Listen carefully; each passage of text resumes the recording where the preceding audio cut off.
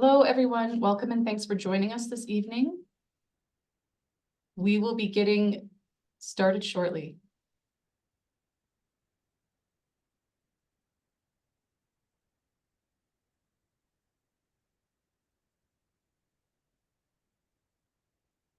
Thanks for joining us. We've got a few attendees still coming in, so we'll just get started here with our presentation in a minute.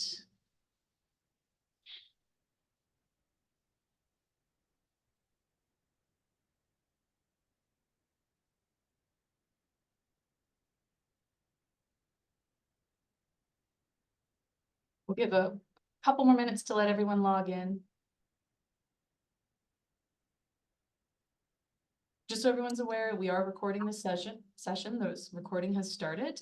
We're recording it so we can post it to our project website later this week. So there is a recording that has started.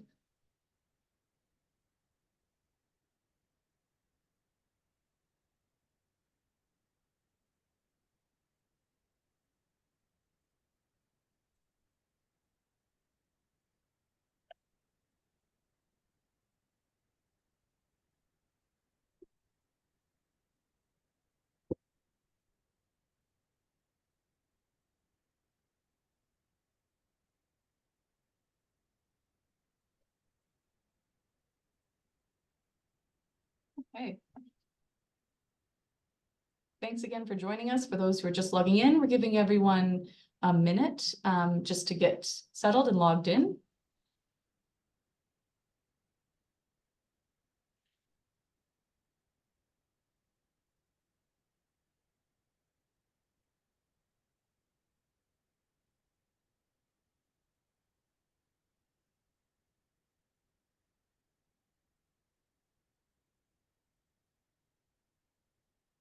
Okay, we have 28 participants so far. Let's give it just more joining. Welcome if you've just joined us. Thank you for coming to the 2501 Richmond information session.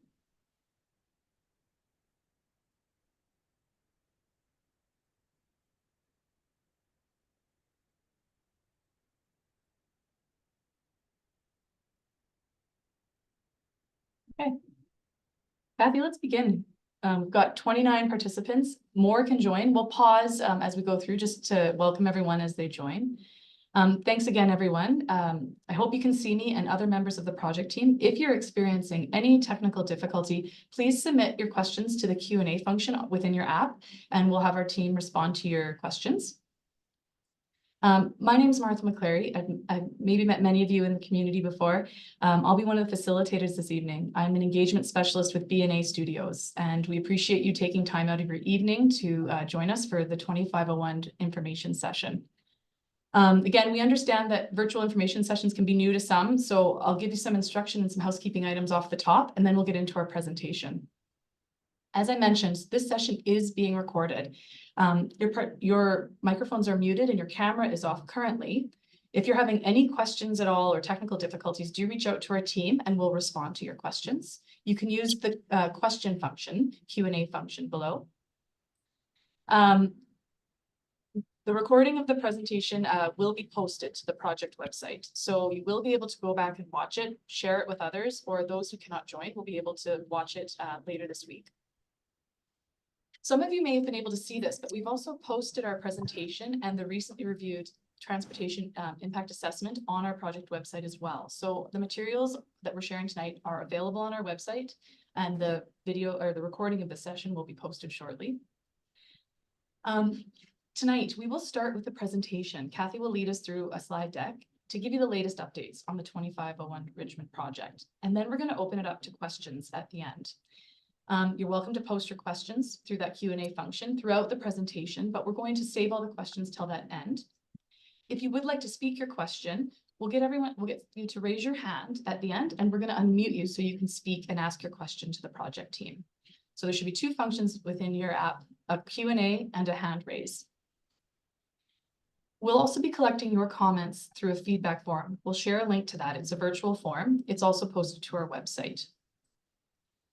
I do want to thank everyone who has submitted feedback throughout the project, and I want to reassure everyone that we have received this feedback, reviewed and considered it, and we appreciated your time and participation.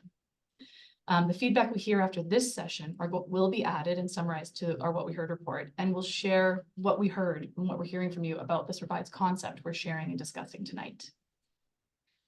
Thank you again for attending. We understand that the land use proposal does represent a significant change, and we want to ensure we're taking the time to share accurate information and respond to your questions. So I'll hand it over to Kathy, but please do keep submitting those questions as they come up to you, and we'll answer them and get to them at the end. Thanks, Kathy, over to you. Thanks. Welcome and thank you for joining us tonight and taking the time out of your evening. While I can appreciate many of you might have been involved in one or more of our previous events, I will, for the sake of any new residents attending tonight, provide some general information which might be repetitive, and we appreciate your patience if it is. You might be wondering, who is Minto Communities? Minto Communities is a division of the Minto Group, which was established in 1955. Minto Communities is a family-owned, family-integrated real estate development, construction, and management company with operations in Ottawa, Toronto, Calgary, and South Florida, and has been instrumental in the design and construction of over 100,000 homes. An industry leader, Minto Communities is known for high-quality and sustainable urban developments. We have a number of representatives here tonight from Minto. We have Nora, Alex, Tom, and Kendall, and you might hear from them later when we're answering questions. In addition, you have myself and Jennifer Duff from B&A, Darby Henshaw from B&A, and Amrit Upal from Bunt and Associates, our transportation engineers, working on the technical elements of the application. We also have members of the city joining us this evening as well. They will help us respond to your questions, and this includes our file manager, Mladen Kukic, Wendy Koo from planning, and from City Transportation, Shane Laboutier and Michael Sydenham, and from Alicia Ta from the Ward 8 office, who is here to listen on behalf of Councillor Walcott. Our goal this evening is to provide a preview of the application we're working on and share some of the updates that have been made since our last submission. We will share how feedback from all stakeholders has shaped the most recent plan, and we will again collect your feedback on this revised concept and provide your comments directly to the city as part of our resubmission. It is not lost on our team that this site has played a key role in the community for decades, and it's important to you. We want to ensure that your feedback has been considered and discussed. Prior to reviewing the updates to the application, in case we have new residents attending today, we wanted to provide the planning policy that directly guides this site, in addition to the Calgary Municipal Development Plan and the Land Use Bylaw. The recently approved Westport Communities Local Area Plan identifies this site as a comprehensive planning site. As such, we are required to provide a master concept plan to support a land use application. We have prepared an outline plan to be submitted with our next submission, which will satisfy this requirement. Our site is strategically located within not one, but two transit station areas along Crowchild Trail that is an easy walking distance, 26th Avenue and Marda Loop stations. The local area plan has specific direction for the site, which we have incorporated into our plans, and they include the following: locating taller buildings on the north end of the site to minimize shadowing, reduce building scale closer to 25th Street to provide transition to lower scale development, minimize driveway crossings and manage vehicle circulation on site, and accommodate the future location of the Max Yellow BRT station near our site. So we started in November 2023 by submitting and sharing this proposed concept along with a land use plan. This conceptual illustration showed potential building locations, access, green space allocations, and pathways. The plan proposed bringing traffic interior to the site within underground parkade accesses, and all buildings were proposed to have underground parking, and the built form, to be shown a few slides from now, ranged between 6 and 30 stories. The November 2023 submission envisioned all park spaces to be privately owned but publicly accessible, offering different programming for a diversity of enjoyment. We indicated a pathway alignment that met the grade requirements for the 5A pathway network, taking you from the southeast corner to the northeast corner to the new transit stop. As you will see with the revised concept we're about to show you, the vision for this site remains much the same. 2501 Richmond will redevelop to include multifamily residential buildings and distinctive open spaces to connect the existing community to the site. We have appreciated the community's participation through the process. We have read your emails and letters. We hosted engagement meetings and collected your feedback through discussions. It has been over a year now since Minto purchased the site, and before we dive into how feedback has shaped this submission, we want to provide a quick overview on the engagement opportunities to date. Minto first purchased the site in 2023 and launched 2501richmond.com. There were a few updates through the summer on site conditions. This concept was submitted on November 15th, 2023, and shared with the community at sessions in November. We collected feedback from submissions through to the end of January 2024 by emails and feedback forms. We reflected on the initial feedback received and determined that we wanted to collect more feedback on the public realm topics. We introduced an online survey and hosted small format meetings called Community Conversations to focus in on topics related to open space, transitions, commercial uses, and community benefits. With feedback in hand from these sessions and the first outreach efforts, we prepared our What We Heard summary and released that in May of this year. We are now continuing to report back with this meeting, sharing the revised concept and discussing how feedback has influenced the plan. I also want to reiterate what we've heard through the participation, which includes overall, the November 2023 proposal was seen as out of character and too intense for the site. Comments received frequently mentioned traffic and the impacts the proposed density would have on the area's roads. Similarly, participants want to understand how the proposed development impacts existing services in the area. We also heard from many of you about your concerns with the proposed open space and the change in use at the site. We hosted further discussions this spring on open space topics to learn more about what the community wants to see. What we heard through these discussions is that there is a preference for quality spaces with accessible, well-programmed features. The spring conversations also had more discussion about the site's transitions. And through this, we heard that keeping the edges green through landscaping and street features is important. Finally, we received many comments about our engagement approach. Participants wanted to understand how their feedback is being used. Feedback from the city, community, and technical reviews have contributed to the revised concept. Ultimately, the project team balances feedback with other site constraints to deliver revisions throughout the land use process, and we will highlight in more detail how things have changed. As shared on the website, here is the recently revised concept. The project team has balanced a wide range of community opinions to prepare a revised concept. While detailed work is still underway to prepare the resubmission, we are pleased to share this concept to you all during our preparation. Both city and community feedback have contributed to the following changes to the concept and resubmission. To provide more certainty of outcomes on the site, we are preparing two mechanisms. One, a direct control land use district will be used across the entire site and will allow for tighter definition of the built form. Elements that will be closely defined include height, setbacks, step backs, and density. And secondly, an outline plan to satisfy the master planning requirement for the site. You might be curious as to what an outline plan is, and don't worry, we will provide you more information later in the presentation.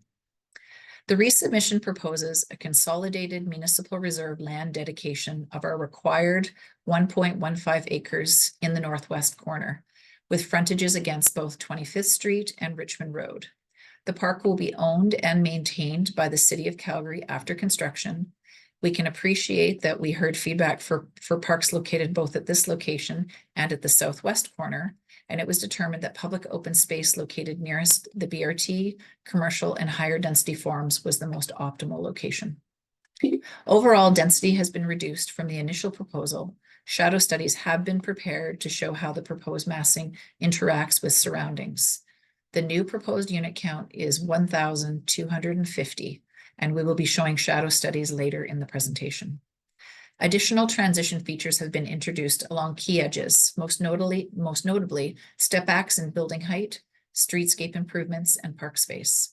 We have also widened the 25th Street road cross-section in an effort to maintain trees along the edge and increase the buffer to buildings. The desired goal is to create an edge that has a scale that is comfortable, walkable, and enjoyable. The proposed land use districts will allow for commercial uses with ground floor commercial envisioned along Richmond Road, and we have committed to a small commercial building along our north edge adjacent to the park. The changes you're seeing balance the feedback we have received from the city, the community, and further technical analysis and continued management of site constraints. I will highlight some of the other technical changes we made that have not been noted previously. They include the park will be built by Minto, but owned and operated by the city. We have reduced our maximum building height from 30 meters to 50 meters. We have increased our building separation distance to existing homes from 20 meters to over 30 meters. We have carefully considered our edges and created maximum heights varying from 3 to 5 stories, depending on the frontage. And we have widened the 25th Street road cross-section by 1.3 meters along the east side to allow for a preservation, as I noted, of some trees and the installation of a new sidewalk. We have maintained taller buildings along Crowchild Trail. We have proposed angled parking on Richmond Road to allow for commercial users ease of accessing these uses. And we have made streetscape improvements along Richmond Road. This feedback is guiding updates to the revised submission, and we anticipate resubmitting to the city at the end of this month. As many of you are aware, this figure shows the current land use. The subject site is currently zoned RC1. It was not uncommon years ago for school sites to be captured under park designation, community services designation, or residential designations. This particular site was built under a residential designation. It should also be noted that it is standard practice within the city of Calgary that high school sites are above and beyond the municipal reserve dedication, and a purchase is made of those sites. For example, in new communities, high school sites are not typically provided as MR, but are purchased sites at the time that they're developed. An outline plan is a plan that shows block patterns, roadways, and open spaces in an area and is established to bridge the process between high-level policy documents like the Westbrook Local Area Plan and the planning applications that follow, development permits and subdivision. Outline plans are typically processed together with a land use application and allow the city to place conditions on the plan that will follow the project into future planning phases. As noted, the subdivision and development permit, and then ultimately the building permit. Subdivision is the process of dividing one parcel of land into multiple parcels. When land is subdivided, the city takes up to 10% of the land in municipal reserves to be used for open space. This revised application is now proposing a subdivision, therefore is proposing to dedicate 10% of the land to open space. The total site area is approximately 11.49 acres. Should we decide to subdivide the site, then a total of 1.15 acres is owed in municipal reserves. It is our desire to provide a park space that will satisfy a number of elements that the community would like to enjoy. We have not finalized all of the park amenities at this time. Instead, we are demonstrating that it could contain a play structure, seating areas, informal play areas, and pathways, etc. We are happy to work further with the community on the right programmed items for this space. The revised land use is proposing to be entirely a direct control district. A direct control district, or DC district, is a customized land use designation. It has a list of allowable uses and a set of rules specific to a particular property or development. Most DC districts include a cross-reference to the rules of one of the standard designations in the land use bylaw. Direct control districts can also be divided into sites to allow for certain rules to only apply to certain areas of the property or development. Our resubmission proposes 4 specific sites within a direct control district. Each site will contain rules around maximum building height and maximum density. Maximum building heights are a range, as there will be rules in each district on how high a building can be depending on the distance from the property line, which will be better explained on the next slide. Maximum density is slightly higher than our proposed anticipated density. This will allow for some flexibility in the unit sizes based on market demands. The sites are in order from the lowest density to the highest density. Site 1, which is located on the southwest corner, is based on the MH1 district and will allow for a maximum building height of 12 meters to 25 meters, or 3 to 7 stories, and is anticipating 316 units. Site 2, which is the portion of the site adjacent to the new open space, is also based on the same MH1 district which will allow for a maximum building height of 12 meters to 25 meters, or 3 to 7 stories, and is anticipating 293 units. Site 3, which is located on the southeast corner, is also based on the same MH1 district, will allow for a maximum building height of 21 to 25 meters, or 6 to 7 stories, and an anticipated 129 units. And Site 4, which is in the northeast portion of the site, is based on the MH2 district, and it will allow for a maximum building height of 18.5 meters to 50 meters, which is 5 to 16 stories, and is anticipated to achieve 506 units. This slide demonstrates how the height will transition across the site. Rules within the direct control districts will limit these building heights in each of the sites. As you can see, the lowest building heights are located along 30th Avenue and 25th Street, with 3-story ground-oriented units as the first transition. Along 30th Avenue, we then see a transition to 4 stories, and then finally 6 to 7 stories closer to the middle of the site. Don't forget the site contains significant grade, and we intend to work with the grade within our built form. There is a notable grade change as you move north along 25th Avenue. This grade change causes the height to transition to 5 stories and then 6 to 7 stories towards the middle of the site.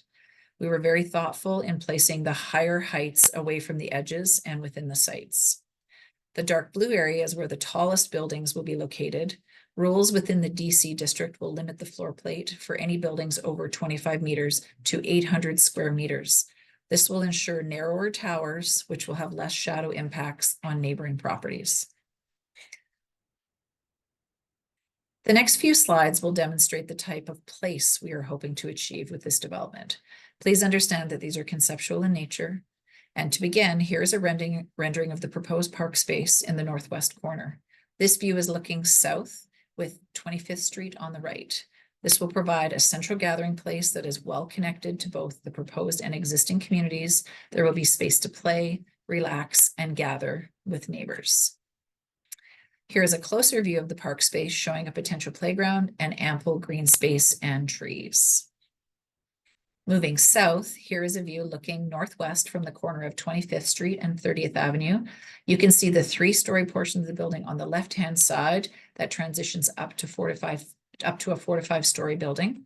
This also demonstrates improvements to the boulevard with wide sidewalks, separated from the street with landscaping. Buildings are conceptually massed at this time, and further articulation will occur at the development permit stage. This is a view looking east from 25th Street down the new road. The new roads will provide for wider boulevards and street parking. And this view is looking southeast at the highest density portion of the development and the new road connecting to Richmond Road. And then moving closer into the site, this shows how that road will look. A regional multi-use pathway will be provided along the left-hand side that meets the 5A pathway guidelines. We are pleased we are able to remove the pathway along Crowchild and integrate it in a more pleasant way through the development. And lastly, this rendering is another viewpoint demonstrating the scale of the streets and buildings. The Westbrook Local Area Plan, as described at the beginning of the presentation, has a section on building scale that identifies a transition zone around the subject site of between 3 to 6 stories. 3 stories to the south, 4 stories to the west, and up to 6 stories to the north. We understand that this does not force redevelopment or specific heights and densities, but it offers an acceptable transition density for the future. On this slide, we are showing the comparison from our November 2023 application to the recent concept that we've shared. The tallest buildings are still located on the eastern portion of the site along Crowchild Trail. The reduction in units has presented a significant reduction in the massing for the development. While not included in the slide package that we released on Monday, as they were still being finalized, we're pleased to be able to show you the shadow studies for the latest concept plan. We have prepared studies for 3 times of the year, March 21st, June 21st, and September 21st. And I'm going to flip through these slowly, identifying the date and the time of the study, and we will be providing these on our website tomorrow for review. So here we'll start with March 21st at 10 a.m. and noon. Then we transition to 2 p.m. and 4 p.m. again on March 21st. As we move to June 21st, we'll do the same 4 times, 10 a.m. and 12 noon. Because the sun sits higher in the summer, of course, you'll see less of an impact. And this is June 21st at 2 p.m. and 4 p.m. And then lastly, we go back to September 21st, 10 a.m. and 12 noon. And then the last 2 times are 2 p.m. and 4 p.m. on September 21st. It's noted that the March and September timeframes usually bring around a similar shadow, but we wanted to make sure we demonstrated all of them to you today. So I'm getting into servicing and transportation. A rigorous analysis has been undertaken to ensure that utilities have capacity for this development. Our team reviewed water, storm, and sanitary servicing. The appropriate analysis was prepared and reviewed by the city. The conclusions resulted in identifying that the existing utility capacity can support the proposed development. There are several tie-ins that this development will require, and phased upgrades to the sanitary lines will be needed for full build-out. That will be at the expense of Minto. We provided the technical details within the presentation because we know servicing capacity was important to you. Minto had Bunton Associates prepare a transportation impact assessment based on the original proposed 2,500 unit development. It was determined in our November 2023 TIA that the proposed 2,500 unit development could be accommodated with several upgrades to the road network. In April, we completed additional analysis and submitted a secondary TIA to satisfy the city's requested questions, and it was resubmitted for review. The second TIA echoed the findings of the initial one. The network was able to support the intensity with upgrades around the site. We are certain you're curious as to what traffic improvements might be made to the community that will help manage this development. We have some required improvements that will help vehicles, some active transportation improvements that will help pedestrians and cyclists, and we have opportunities that can be considered that may or may not be realized. Some of the vehicle improvements include new signals and turn lanes at 25th and 26th Avenue, a new turn arrow at 29th and 33rd, and roadway upgrades to 25th Street between 26th and 30th Avenues. Active transportation upgrades include improvements to sidewalks along all site frontages, curb extensions at 25th and Richmond Road, and upgraded cycling pathway replacing the current pathway along Crowchild Trail. Opportunities exist around shifting the BRT platform closer to the site, and there is a desire for a pedestrian crossing to the east side of Crowchild. At this time, one is not proposed, but will continue to be part of the discussion in the future. We appreciate the comments we have received through the application process related to parking and roads. Through the outline plan process, we have been able to establish a public road through the site that will be the access point for most of the parkades, with the exception of some of the buildings in the southeast corner, and a place for residents on-street parking.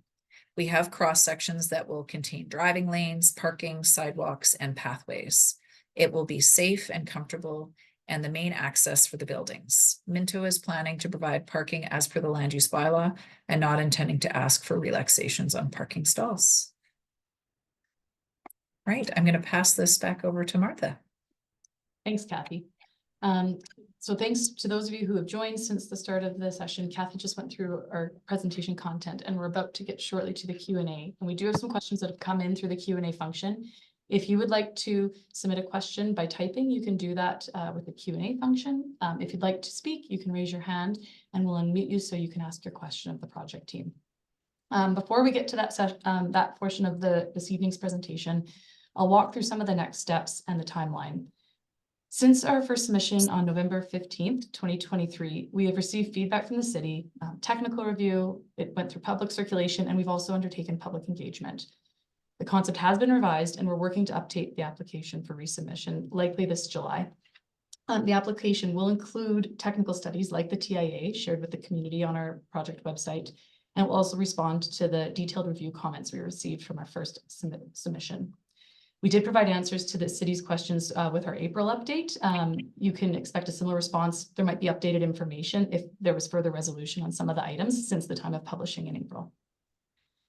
The city will undertake a technical review again and share their comments back for our team's consideration. And the final application, it will eventually proceed to Calgary Planning Commission and onto a public hearing of Calgary City Council. We don't have a date for those, but we anticipate that could be taking place potentially fall and winter. We will continue to keep everyone updated through the emails that we've been sending that provide project updates. And we'll also ensure that we update everyone once the submission is in, and we will be sharing the submission again through our project website. So we're going to turn it over now to questions, and I'll get started actually with some of the first few questions that have come in during our presentation. We also had individuals submit some questions by email before our session this evening, so I'll be jumping to some of those as well. So again, if you have any questions, you're welcome to type them in. We'll start with a couple of the typed questions and then we'll move to some of the raised hands. So thanks for everyone attending. I will ask the project team just to share your video again. And as we go to you, you can unmute yourselves and bring your greetings. So one of the first questions we received, both actually by email before tonight's presentation, as well as this in our Q&A for this evening, is why was the number of units been cut so drastically? And what is the reason for the reduction? We've had varying responses to that. Some have identified that that might be a missed opportunity considering the housing crisis, whereas some have seen it as perhaps not even far enough of a reduction. So Kathy, do you want to speak to why the reduction has occurred? Sure, and I might add a couple pieces and then ask Nora from Minto to weigh in as well. Certainly, the feedback that we received played a part in us looking at the site. Some of the key concerns were massing and transition and number of units, and so that was one of the direct ways of us looking at the site. Nora, do you want to add? You went through a process of review and decision making, and so what might you add to that? What I've noted. Thanks, Kathy. I think building on that, you hit the major points is we're always looking at balancing stakeholders and various opinions. And one of the things in our goals and a vision for the site is to bring housing that's not currently available and more affordable than what's currently in the neighborhood to the area. So this plan is delivering on that. Our reduction in density and overall units was balancing the need for bringing housing that's not currently available and housing to the market in general, as well as balancing the feedback that we heard from the community. So yes, we always hear varying opinions, and it's our job to balance that and make sure that we are at least keeping as many people listened to and as happy as we can. And so our reduction was in managing a lot of the concerns we heard about overall density, overall height, traffic, shadowing, and we wanted to make sure that we were addressing those concerns. Thanks, Nora. Kathy, if you want to go back to slide 11 in the presentation, we have maybe a couple questions that this might be helpful for. My apologies, as mine aren't numbered at the bottom, so you might have to direct me as to what I'm looking. Sounds good. Yeah. Okay, so one of the questions we received is prior to the session. Can you add some clarity? So we are saying the number has gone down to 1250, but there is a bit of a range that can be provided. Would you mind adding some clarity to the maximum units? Sure, and this might be something I'll also seek a little bit of information from Nora as well. The anticipated number of units is 1,250. That's what's been conceptualized, and you see within the massing plans that we had shared. And we noted in the presentation, we wanted a little bit of room if the market really desires 1-bedroom units, or it just has a different, at time things change over the course of the market. We wanted a little bit of room within that direct control. And so it had that range. It was a range of 1,250 to 1,531.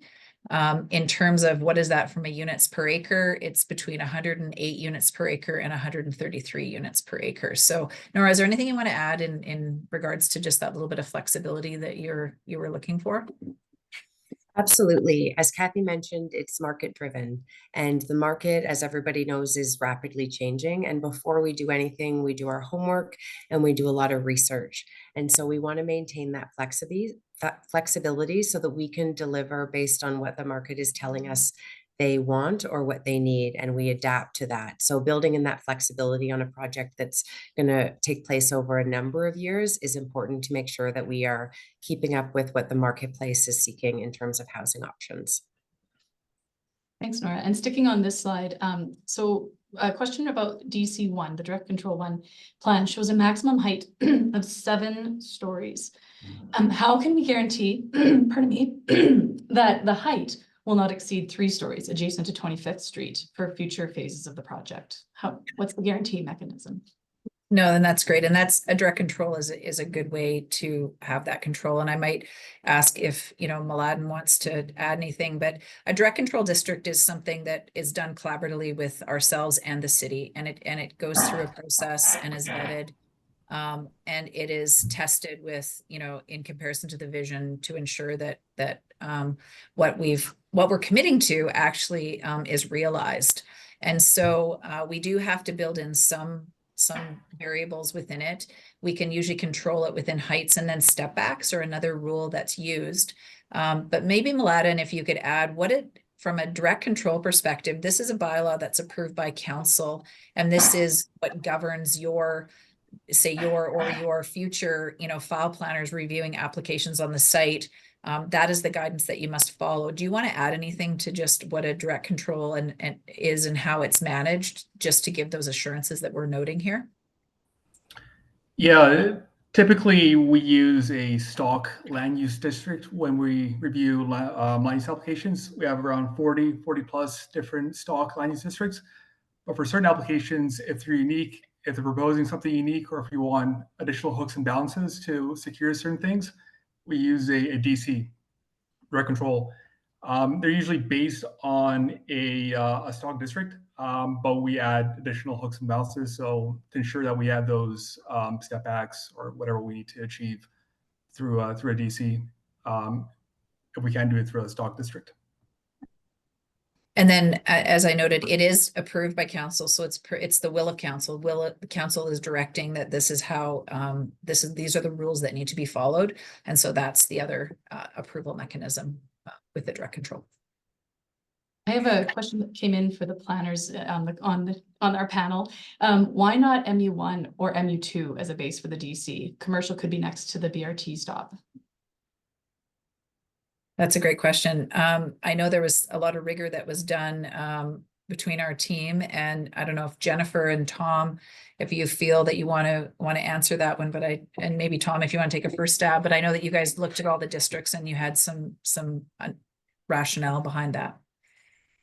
Yeah, absolutely. So, with looking at the site and particularly access points and Minto's vision for the site, we do view our use and objectives primarily around residences and housing, with the option of commercial amenities to support those residences, as well as existing residents in the community, rather than trying to create a huge commercial destination that would drive a ton of commercial traffic. So typically we view the mixed use districts as more appropriate when we're trying to do everything from retail to office space to residences all clustered together. Whereas the MH districts allow for the housing forms that we're seeking, while allowing for some commercial, but not requiring. Thanks. Okay, we had a couple housekeeping questions I just wanted to mention. Someone was asking how many attendees are currently on the session. So we currently have 36 attendees that have logged in. We did have a little over 50 that registered for the event. So again, the information for this session is posted on our website. We also had a question about the fact that the shadow studies are not included on the presentation, and that is correct.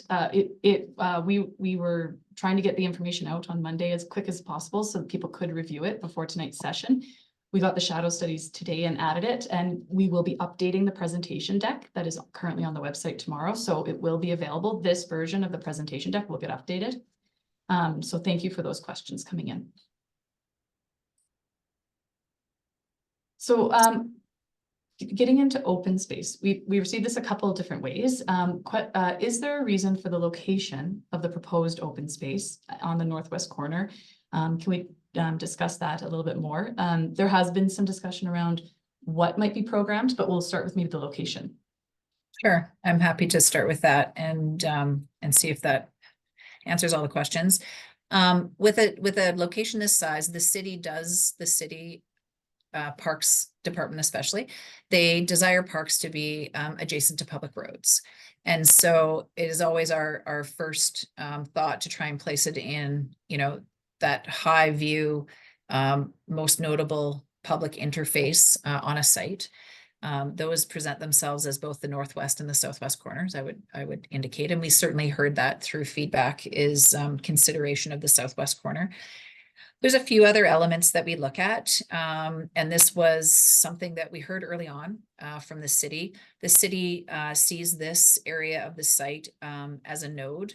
Having the BRT being moved south into this location here presents a transit, a commercial. We have the commercial use that's been integrated into the site, and higher density uses, as well as there's an MU site across the road and higher density. And so what we do, and typically it's an element that we see within all area structure plans, and certainly they translate more in new communities, and then we see it show up in local area plans as places of nodes or activity centers. And so this location here had all of that criteria adjacent to it, the commercial, the density, and the traffic that will be coming off the BRT. It also, it was important to us to understand if it remained, as you saw in the shadow studies, it stayed open and available for sun especially throughout the summer months. And so if this had presented itself completely in shadow, we might also give that more consideration and discussion with the city. So we also are challenged, and you can see on this drawing here that there is a lot of grade that exists within the southwest, especially adjacent to the streets. And so for us, managing topography, managing the node elements, this was the right location. And that's where our resubmission will be showing it when we send it back into the city. Thanks, Kathy. Maybe going up for you for about 4 or 5 slides, back to the updated concept plan slide. Might be helpful for this discussion. There are a few hatched green space areas, which in many other developments would be used for additional parking. Is there anything being done to ensure that what we're showing remains as green space? And I will start with this answer, and then I will probably look to Minto to help me out. As part of the residential districts, there is a requirement for on-site landscaping. So we need to provide that. Sometimes it becomes outdoor space, it becomes private space, but it is contained within the parcels. So this is outside the municipal reserve dedication. So you will see that within all the districts that we have a requirement for landscaped areas. I do know that we've got parking structures underneath, and there's probably more that would be done. This is a simplified version of a concept plan. When we get to development permit plans, we have a requirement for trees as well on top of this landscaping that I've noted. There will probably also be other elements. I might look, Tom, did you want to add some more to this? Okay. Yeah, no. I think the only clarification I'd add, Kathy, is that yeah, these areas we would be seeking use of these areas for private landscaped area that is required. So again, that's landscaping that's required above and beyond any boulevards that are planted boulevards in public streets or along pathways or in the municipal reserve dedication to the city. But what's hashed here, the green with the hash marks, that's conceptually intended to be the rooftop of parking structures. So we put that landscaping over the top of parkades. And I think I think there's still a specific question here of would we intend to ever use that space for surface parking lots? That's not the intent. Well, we have shown conceptually at the northern end here, kind of next to the MR, where there could be a commercial building. That's thought of as being a surface lot to support some commercial. But all other parking is intended to either be on street curbside, or if it's private parking on site, that it would be below grade. I'm just going to clarify your on-street parking. We're talking about on-street parking within the development. We know that has been raised in the past about residents being able to park on the adjacent streets. It will be contained within the site. We received this question as well. So just to, Tom, maybe stay on the line for this follow up to that question as well. Will the green spaces be more than just empty lawn? You touched on it a little bit. This is something that also came through some of our community conversations in March and April. People looking for spaces programmed beyond just lawn or open green space. Yes, so I think the level of detail there is definitely a development permit stage component, and I would assume that the programming ultimately will vary by phase and by building, depending on the customer base that we're targeting at the time. But absolutely, within the stock districts that the direct control is referencing, there are rules that govern, what % of that space must be softscape versus hardscape, and there are also requirements about, what kind of plantings. And we're not seeking relaxations to those base district requirements here. But I think the detail that's being requested in that question would come at development permit stage. Thanks, Tom. And then the third part to this question. So how will amenities and the mix of uses at grade be accommodated to provide a sense of place and for the community and future residents within the development? So I think looking for that, what are kind of architectural designs and what are we bringing in for the mixed uses at grade? And I made a note about this, that we have demonstrated that we've consolidated all the park space into one. I know we've heard a mix of ideas from the community as part of those conversations that occurred.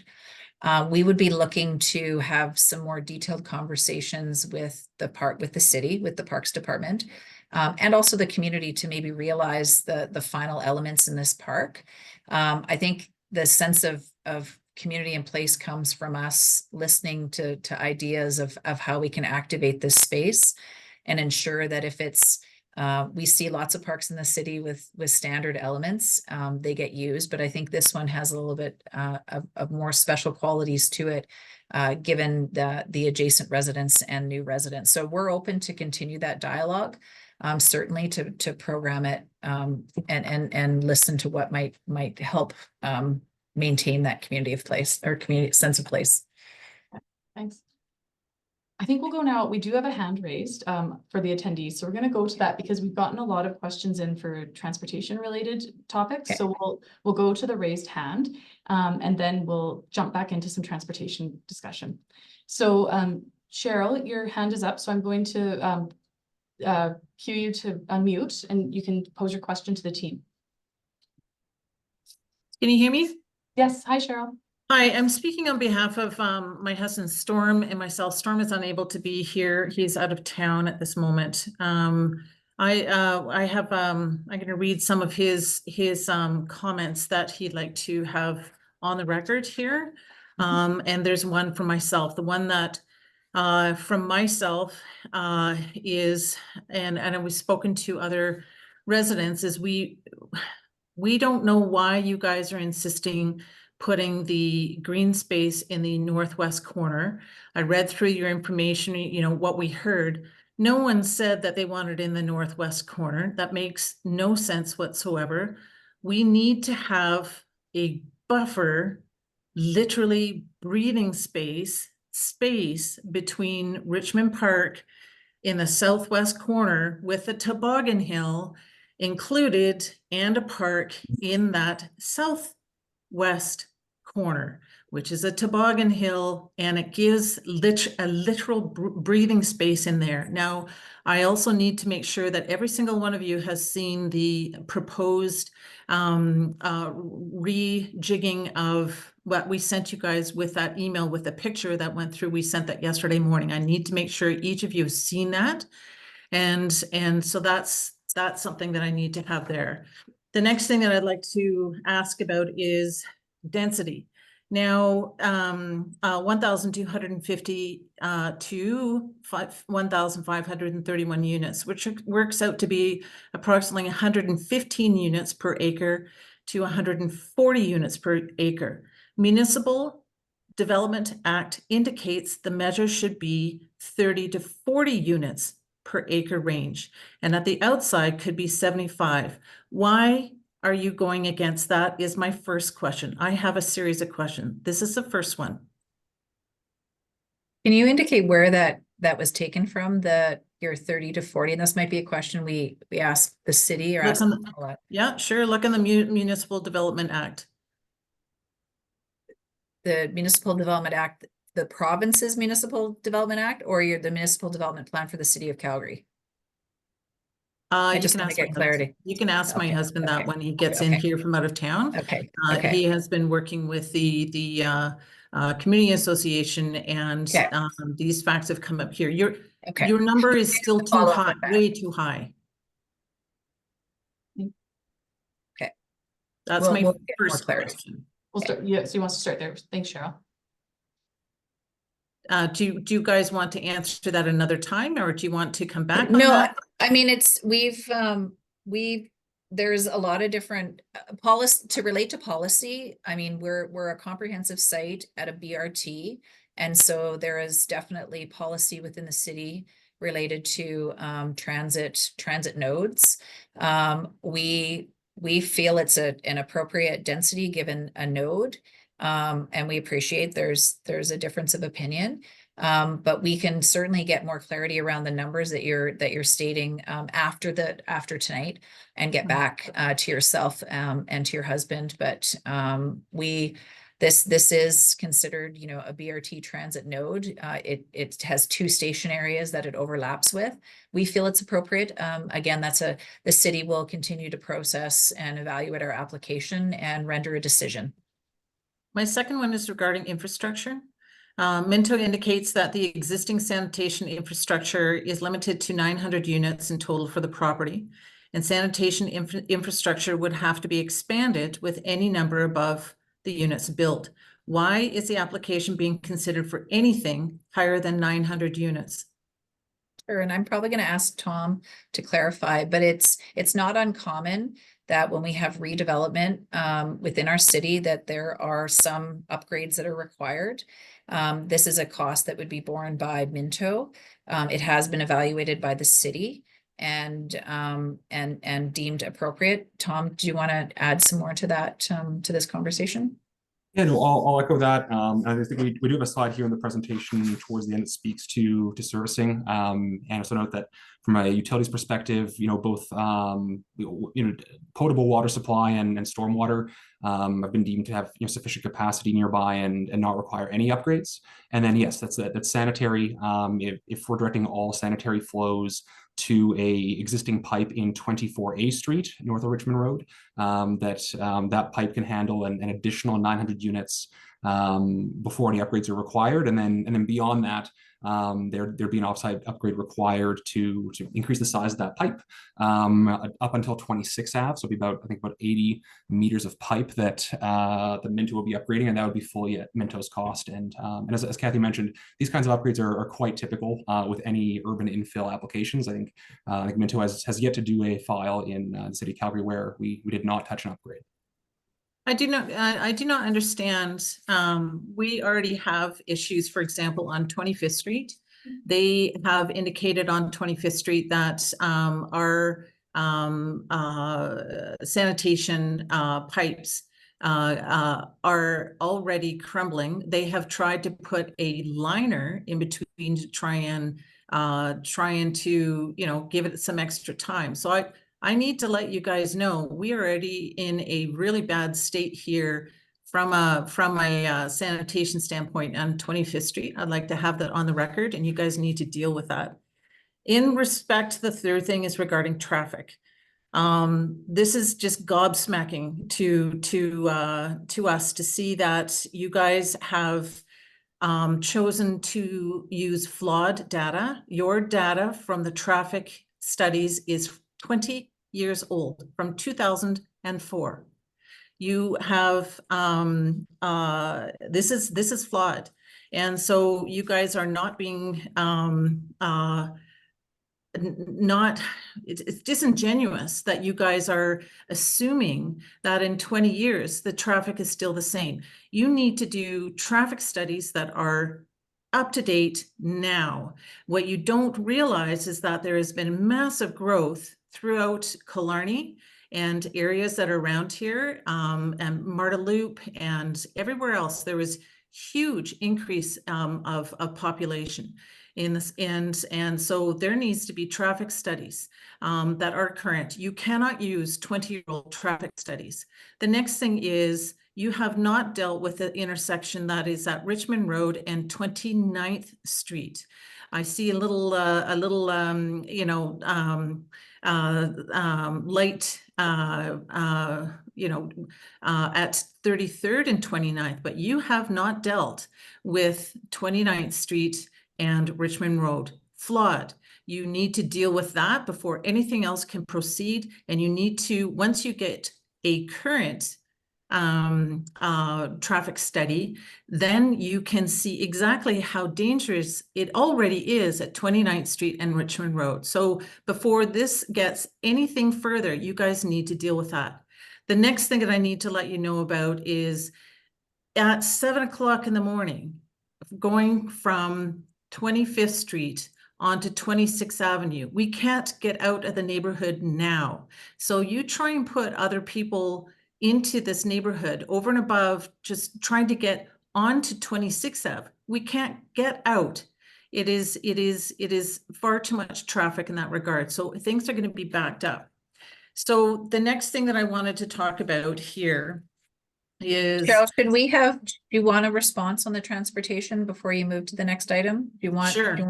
Okay, Yeah. we do have Thank you. both. We have Amrit here, and we also have the city transportation folks. We've got Michael and Shane, and I don't know who wants to maybe address, or if you want to. I'll take the first run Okay. here. Okay. So I think thanks, there was, Amrit. yeah, sure. There was, I think, 3 items there. So the first was the traffic data and the year that the data was collected. And I'll just clarify, all the analysis is not based on counts done in 2004, but as part of the TIA, we did look at historical conditions. So we were not basing our analysis on that, but we did look at volumes in the 1990s, volumes in the early 2000s, volumes in the 2010s. We then also did new counts. Bunton Associates did those new counts as part of this application. So all of the analysis looking forward is based off new data collected recently. But we did review conditions of historical conditions of roadways in the area just to get that information of how the roadways used to operate, as well as how they operate now and how they will operate in the future. And then the second comment was related to 29th Street and Richmond Road. It's not shown on this diagram here, but there's a couple things we look. So we did look at specifically that because there's such close spacing. We know there's that left turn is an issue. So we know at 33rd and 29th that that left turn is primarily because everyone's trying to then turn onto 33rd. The recommendation from the TIA is to add a left turn arrow, modify the signal timing, which would reduce that queuing. But we also then did look at improvement options for 29th Street and Richmond Road as part of the TIA. And there is a recommendation to consider a signal at the location. We looked at the opportunities for a roundabout. That wasn't determined to be feasible, but there was opportunities to modify the pavement through lane markings to add, say, left or right turn lanes. So that has been considered as part of the TIA. And the third item was 25th Street and 26th Avenue Southwest. So again, the traffic study did confirm that that stop sign that they're onto 26 would not be able to accommodate the traffic that's generated, and recommended signal. And as part of that, also recommended adding a left turn lane on 26th Avenue, which the city has accounted for in their current design options for the 26th Avenue corridor. Thank you. I just want to put it to Michael or Shane. Did you want to make any comments? I know Amrit has explained those. Is there anything you'd like to add? No, that's a pretty good summary of the TIA. And I can add, Ms. Purdy, I think we had a meeting with your husband a couple of weeks ago, and perhaps some of the confusion also comes from the fact I was showing him a website we have that shows our historical traffic data on the city's website. There was one count on there from Richmond Road. The count was shown from 2004. I don't know if that's part of the confusion of why the message of the 2004 data was used in the analysis, but I'll just re-echo what Amrit said. All the forward-looking forecasting and projections and analysis based on this development is all based on current data and counts that were acquired by Bunt and Associates and physically out counting in the field. Thanks, Michael. While you're on this slide, we did have some other questions that came in as well through the chat, through the Q&A function on some of the proposed, the required versus some of the opportunities for transportation upgrades. So probably going straight to Amrit, why would the pedestrian link over Crowchild not be a necessary requirement when the overpass at 33rd is so dangerous already? The visibility is poor. We heard a lot about the pedestrian discomfort when using the 33rd overpass through our community conversations in April as well, Amrit. Sure, I can go into really, I think what we're saying here is we know there's a strong desire for pedestrians to that 33rd, 34th Avenue Main Street. And so as part of the study, we looked at the options of either putting in a new overpass or upgrading 33rd Avenue interchange. And I think we're hearing a lot of feedback from the community that the preference was that upgrading the interchange. So the city, as part of the 33rd, 34th Ave streetscape design, is upgrading the east side of that interchange. And we know the west side is very poor, and there's going to be a need to upgrade there as well, because we have issues where medians are located in the middle of crosswalks that are not accessible for anyone on a wheelchair or a stroller. And there's the off ramp and the speeds and the pedestrian crosswalk. So we've identified that there's a requirement to make changes there, and I think the comment was more related to primarily just where is that improvement, and I think it's probably at least first improvement would be the interchange at 33rd. Thanks, Amrit. And Amrit, there was a question specifically on the TIA 4.8 graph. I'll let you read it, unless you've already read it and you're ready to answer. We have a lot of on parking. We have a lot of questions on parking as well coming up. So yes, so there was a comment about because that was just really, it was a table 4.8, which is referencing different volumes by horizons. It's very technical. So specifically, that question that came in was about why the volumes were not that different, and that is a city forecast for one intersection. And those are raw, unadjusted volumes. So we're taking information from the city's forecasting model, which looks at how traffic volumes distribute depending on different development densities. Those are unadjusted volumes, and we have to calibrate those volumes. So those are not the volumes that were used in the study. Those are the raw model volumes that came out from the city's forecast model. Then we have to adjust to account for different considerations. Thanks. We have another question on the TIA. I don't know if you saw this one as well coming in from Lori Kennedy, Amrit, that the TIA says that 50% and 75% build out would not be necessary to open 25th Street and 33rd Ave, but at full build out, 29th Ave may have to be monitored. It's like, and the possibility of opening 25th Street and 33rd Ave are evaluated. What can be done to avoid opening 33rd Ave? Maybe I'll speak to this one because this is a scenario I asked Amrit to include in his analysis. We just wanted to have the information because there's limited access in and out of this neighborhood with everybody being funneled through the 29th Street, 33rd Avenue intersection. And when you look historically, 25th Street used to connect as part of the Curry Barracks development to the south. A new intersection with 33rd Avenue will be constructed at some point in the future. And so we thought, well, what if we just opened up a relief valve, if you will, there? That's not to say it will happen. We just wanted to have the information in case we were asked about it at council, or we could state, you know, here's a way to mitigate it. We know that there's trade-offs for it. In the future, if it is chosen to be open, that'll likely be a council decision because they recognize there's political drawbacks to it, or, you know, it'll improve some services in some areas, it'll harm some in others. So it's really just it was a scenario that was run and analyzed to see what would be the outcome if that were to occur. Now keep in mind that wasn't needed until potentially 75 to 100% of a 2,500 unit build out. With the new reduction in units, it's unlikely that we will need to open that up to accommodate the traffic from the now reduced vision for Minto's site. Thanks for that. We do have more questions on transportation coming in. I do think we still have we have one hand up as well. I think while we were on the TIA, there was one other question specifically around how many days and how many hours were spent in the most recent car counts. Do we have that information on hand? Sure, I can. So when we do a traffic count, we'll do a representative weekday. So we look at we'll pick a weekday. So we did a count on a either Tuesday, Wednesday, or Thursday. Sorry, it's in a report. I just can't remember off the top of the head which exact date. But we would pick a weekday when school is in session, and we'll do a count in the morning, a morning 2-hour period from 7 a.m. to 9 a.m. As well as the afternoon 4 a.m. to 6 p.m. and as well we do a count at the middle of the day as well. So we do it's called a 6-hour count. So we look at 2 hours in the morning, 2 hours in the middle of the day, and 2 hours during the afternoon rush hour. Thanks.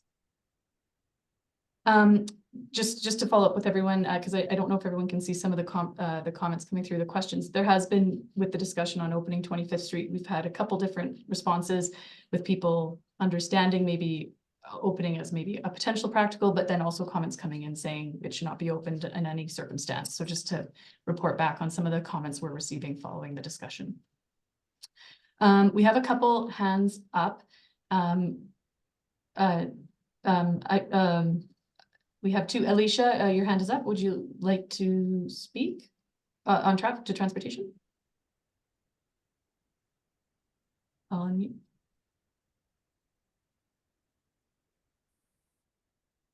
Oh, no. I don't think so. Okay, thank you.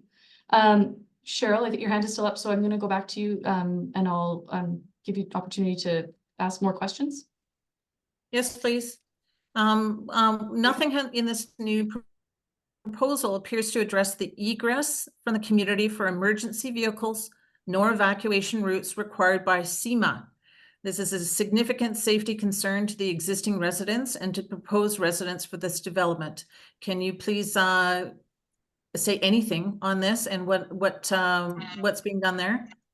And I do have more questions, so don't go away from me, please. Okay, no, Sure.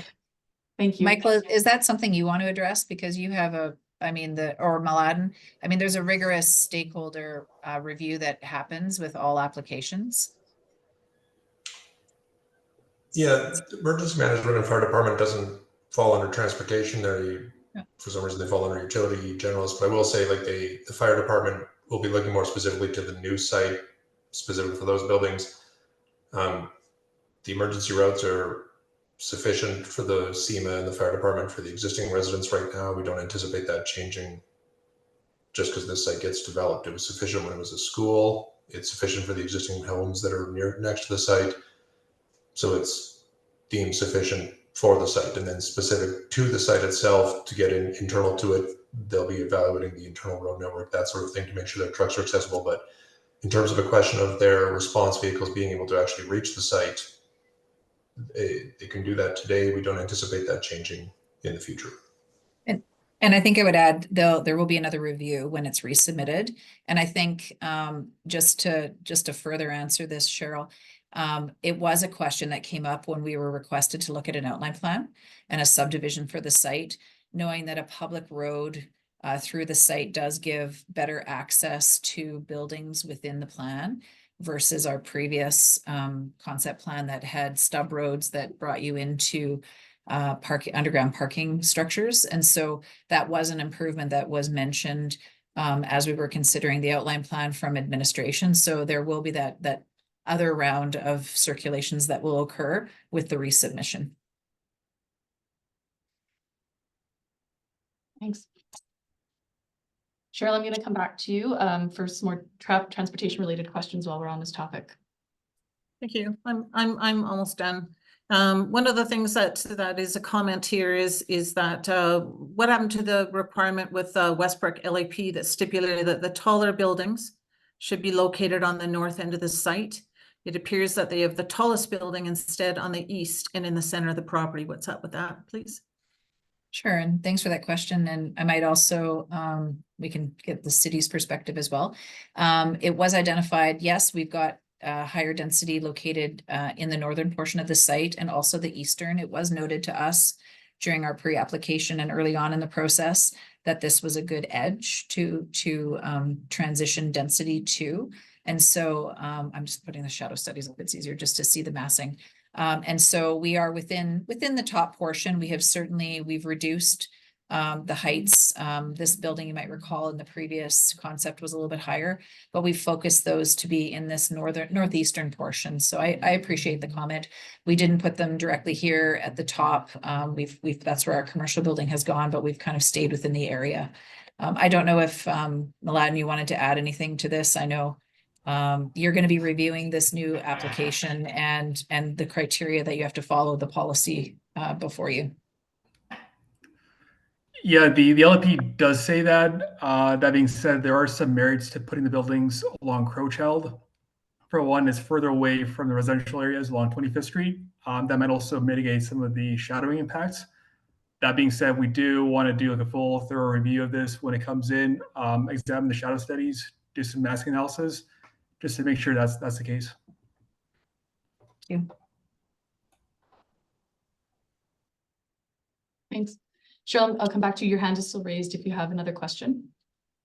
Thanks. Almost done here. There's just two things. With the green space, the park space that's been outlined in this is significantly undersized and in violation of the recommendations of the municipal development guidelines. Minto is removing 5+ acres of green space. It is the football field, and replacing it with an oddly located parcel near a very busy intersection, which is dangerous for people. You guys already noted that the intersection that is down at 25th Street and Richmond Road is going to be extremely busy. And now you guys are thinking it's a terrific idea to put in, hey, let's put a whole bunch of kids in there. It's not safe there, and people don't want it there. And I need to impress upon this, it needs to go in the southwest corner. So the point here is that the location of the park is wrong. It should be in the southwest corner. The only public green space identified is 1.5 acres, which is inadequate for the addition of 3,000+ people in this proposed development. And you can't use counting roadways and sidewalks as public spaces by reference reference park space or green space. So I need to get that on the record. This is not okay. And it's not acceptable. And the last thing that I just wanted to mention is that your engagement with community members is it is awful. We can't put comments on here. We can ask questions, but we can't comment. You guys are not meeting us face to face. Councillor Walcott is not watching. He's sent his assistant. So Councillor Walcott is not on this, and this is not considered engagement. You guys are telling us what this is, and we would like to have actual proper engagement, and I need to have that on the record. Thank you for listening. If I can, for the clarity of others, I just want to explain the open space and what rules that we do have to follow. I think the struggle with the site is the site used to be a school. And as part of a school, and all schools across, it comes with playgrounds. And when the high school closed down, it was utilized for a number of years as an educational learning facility.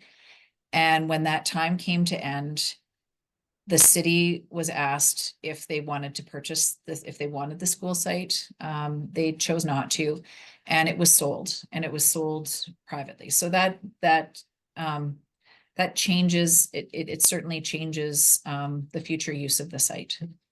We are required as part of the Municipal Government Act of Alberta that we provide 10% in reserves for all lands. So whether it's a redevelopment site or it's a new community within the city, your land holding is the area that it's calculated from. And so that's within the property boundary. It does not include any of these outside roads or the boulevards that are part of the cross sections.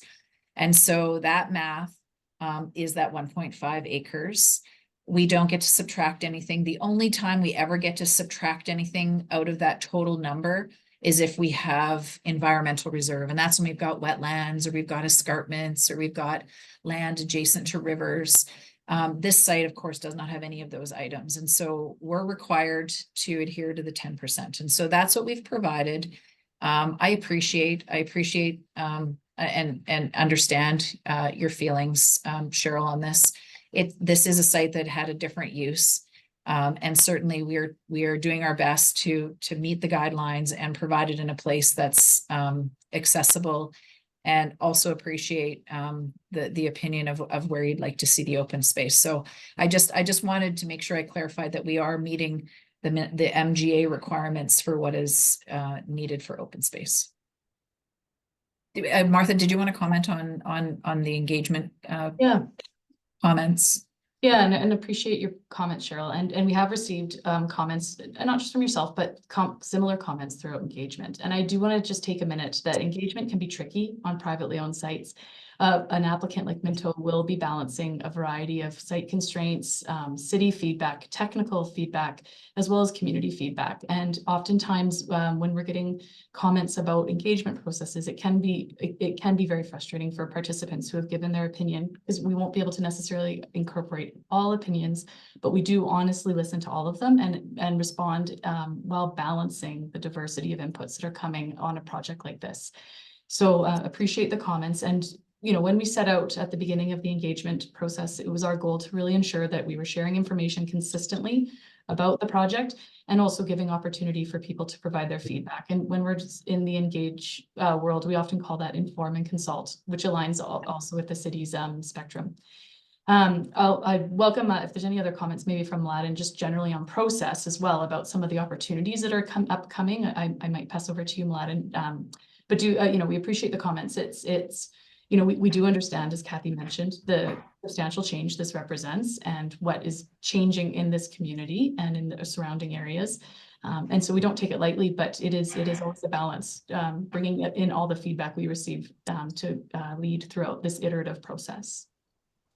Mladen, maybe if you want to add anything.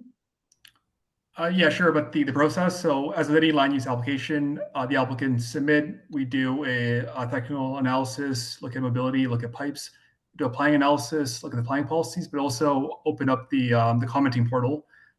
So there's a link on the sign, but also you can email me anytime you want if you want to provide comments. We usually take all those comments, take the results of the planning review and technical analysis, summarize it in something called a DR, detailed review of the application, give it back to the applicants, and they go back to try to resolve all those comments and issues that we presented in the DR. That being said, we had that commenting period, but you can provide comments to me via email or phone call anytime you feel like it. Thanks, Mladen. We have quite a few more questions on transportation, and in particular, 29th Street. And so I was going to maybe, Amrit, if you don't mind unmuting and diving into some of the topics that we had received. I'll start with, there was a follow-up question, I think, to some of our prior discussion. Can you please better explain how the city models so little increase in traffic at 29th Street and Richmond Road when 1,500 units with a single trip in and out by themselves or delivery trips could be 3,000 trips? Even at a steady rate hour over 12 hours, that's an average of 250 trips per hour. Do you mind speaking to some of the modeling? Sure. And again, those are raw, unadjusted volumes. Typically, we don't even include unadjusted volumes in the TIA, but we wanted to be very open about what the forecasting model was providing. So that, and I don't want to get too into detail because I can go on forever here. But when we get the forecast models, we have to compare it to baseline conditions. The forecast model has a bunch of different assumptions in terms of origins, destinations of different locations, and they have vehicles and drivers choosing different routes depending on where there is capacity, and the development being added in locations can change network assumptions in the forecast model. So in those are the raw, why that difference occurs in the raw volumes, but then we have to validate and calibrate those volumes to match existing conditions, and that's why we look at the current volumes. There's a forecast run that looks at baseline, so we compare that and then look at the longer term horizon. Thanks. I think I'm gonna move to some of our parking related questions that we've received. What is the planned parking stalls per unit? And Tom, I might Tom yeah. might be the good one to answer that one. Yes, absolutely. So I'm going to refer to the base district bylaws that the direct control district is referencing here. And so, we're in the direct control. We're not looking to modify the base bylaw requirements for parking for these sites. And so, I think the full range of those, it gives us a range of a minimum amount of parking supply on private property, and then a maximum parking supply, given where we are in the city. And for me, I'm gonna round quite heavily here, but we're somewhere between, I think, around 0.47 stalls or 0.48 stalls per unit as the minimum parking that we must supply, and then the maximum is 1.25 here. And but again, these are referenced in the stock districts, and we're not seeking a modification. I think I'll repeat a soundbite that if you have heard me utter at different engagement events in the past is, like Minto's goal is that this functionally works. And so while the land use bylaw, gives a fairly broad range of flexibility for different, phases and uses, and different populations have different kinds of parking demands. We expect that market requirements or market demands will really drive what ultimately gets built on site. So I think the ultimate build out will vary by phase, but we want it to properly function and work, and for all residents who are on site who want parking as part of their purchase, or the residents there, that we'll be able to supply it. Question just generally, Tommy may know the answer, or we might have to come back to this response. Will homeowners need to purchase permits for parking in front of their homes, like on-street permits? So I might know that there are quite a few intricacies of the various types of permit parking zones, and it seems to be a constantly evolving program over recent years. I might defer that one to Michael, if I may. Yeah, and it's honestly one I need to brush up a bit on, but my understanding is the Calgary Parking Authority is looking to move towards a general program where we charge for almost not a market rate per se, but we're just finding even without large scale developments like this, even things with like some of the townhome developments are selling, or even as more semi-detached go in, on-street parking demand is growing in a lot of these neighborhoods. So what they're looking to do is start charging a fee to try to encourage people to contain their parking needs on their own property. No longer will it be just a free parking pass for on street just because your address is within this certain zone. That's my understanding of the direction they're going. I know there's been a slower rollout, plans to do it. There was a few council votes last fall on it to delay the implementation to prepare more time for it, but I believe that's the direction it's going. And that's citywide areas that are experiencing congestion of on-street parking. They'll implement certain price points to sort of manage it, no different than you would supply demand of any other limited commodity kind of thing. Yeah, thanks. I can add on to that in terms of so this area is within a residential parking permit zone. There's not restrictions on every street, so there's a few streets here, for example 30th Avenue do have some restrictions, and the city has recently started charging for lower density, say single family homes. It's about, I think, $30 a year for that parking permit, and then for multifamily developments, example like this, it's around $900 a year. Thanks, Amrit. So we have some fairly technical questions coming in about parkings, and so if we aren't answering them fully, we will be following up with the new questions we'll be adding to our project FAQ that we've prepared. So do we have data on how much each parking space adds to the cost of housing? Have we considered asking for a reduction in parking space since it's adjacent to a BRT station?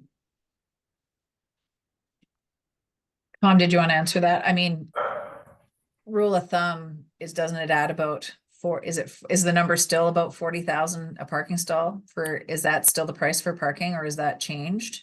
I think every time I can ask my construction colleagues, the number rises. But I would consider $40,000 to be the floor. And it different, it escalates from there based on, which level of a parkade you're at and the site conditions. And of course, surface stalls, on suburban, very suburban greenfield land will come in a bit more affordable, but we're definitely into the tens of thousands of dollars per stall. And there's the question there on the reduction. So there, like when I quoted that minimum, so I think the minimum the reference bylaw is 0.6 stalls, and then there is a reduction allowed within transit zones. So when I quoted there's the 0.48, 0.47, 0.48, that includes the transit-oriented reduction in the bylaw. Thanks, Tom. And those, if you were to apply to that, it would be at the time of development permit. But at this point in time, we're noting that we're looking to provide more of a market appropriate parking stall per unit, and that will be assessed at the time of the DP as well. So it does come later in the process. I'm going to pause for a moment. We do have another hand up from our attendees. So just to remind everyone, we are getting to the questions. We have about over 10 remaining in our chat. If you did want to speak, you can put your hand up and we'll ask to unmute. So Justin, I see your hand is up, so I'm going to ask you to speak. Let me know if... Hi, can you hear me all right? Yes, hi Justin, we can. Yeah, just I'm one of these people, I live near the area, and I thought the engagement has been, it's been all right. I don't really have too many major concerns. I guess my biggest concern would be the density. I was kind of looking forward to having more density on this site, but those C kind of U-shaped buildings down on the south side, like I know kind of in the courtyards of them, those can often be used for parking. And I'm just kind of wanting to make sure that, that area will not be used for parking. And if it isn't, maybe there's opportunity for bike storage. I haven't really read anything about that on the project page. I just want to, like, give a little support for this project because I know it's going through, and I know, like, we can get bogged down in opposition things sometime, but just everybody's not in opposition to this and don't represent entire communities. So that's all, just trying to get a couple answers from there. And yeah, like, support what you guys are doing. So thanks. Thanks, Justin. Thanks. We appreciate the support and your comments towards density. It's certainly our goal to try and have that, as Tom noted, a place that can be either open space. We do have requirements for bike parking. That also gets done at the development permit stage, and a lot of that is secure and underground as well. So we do have requirements that we need to follow from the city. And so as we get to the DP, we can look a little bit closer with those areas and program them appropriately, but appreciate that comment. Certainly open space is valuable to all, whether it's public or private. Thanks for your comments. Yeah, thanks. Thank you for your comment. We do have a couple general questions just about the project generally that I'd like to go to. So Tom, we did have a question around what is the target price point of these units? Is this meant to be desirable and family oriented? And a flag, and we heard this through our April conversations as well, like a 1-bedroom condo is neither of those. So would you mind speaking to some of the types of family oriented or end results you have envisioned? So, I'll actually probably throw this question to Nora, because it speaks to, I think, a bit more of, Minto's broader strategy as a home builder across multiple markets. And we've had, different market responses in different areas. And I think we'll see a variety of responses across our various projects in Calgary as well as on the site. Mm-hmm. No, appreciate the question. And this is something that obviously is one of the first questions we always get asked. And I can imagine it's frustrating when I say we don't have exact prices. Why we don't have exact prices is because we're still really early in the process. And while I can appreciate to other people, it doesn't, excuse me, feel early in the process. From our mind, we're designing kind of vision, big bucket for the community. And then we're going to get down into these level of details at the development permit stage where we talk about exact design of the building, how many parking stalls per unit, all really good questions. And I can appreciate why everybody wants to know those today, and can also appreciate why they're frustrated that I'm unable to give exact numbers, because we honestly don't know those today. What I can say is we do want to provide a range of housing options. And in this case, in multifamily, it's usually a range of bedrooms. So we want to be able to provide 1 bedrooms, 2 bedrooms, 3 bedrooms. We want to provide housing that is for first-time owners, maybe older seniors, maybe move-down buyers, families. We want to make sure that we can target all those demographics so that we can really create a holistic community that a variety of people want and can afford to live in. So while I can appreciate my answer was rather vague, that's the information we have at the time. Thanks, Nora. Nora and Tom, maybe stay on the line for this next question as well about demolition, because it'll probably be a similar question or a similar response. Can you detail some of your lead-safe work practices that will be encompassed in your demolition? And if not tonight, when will you plan to share information about the demolition? Yeah, I'm glad to take this one. And so, team, I mentioned lead there, Martha. I think there is a full hazardous material report on the structure. It's a very unsafe structure. It's got everything from lead to asbestos to any number of nasty things in there.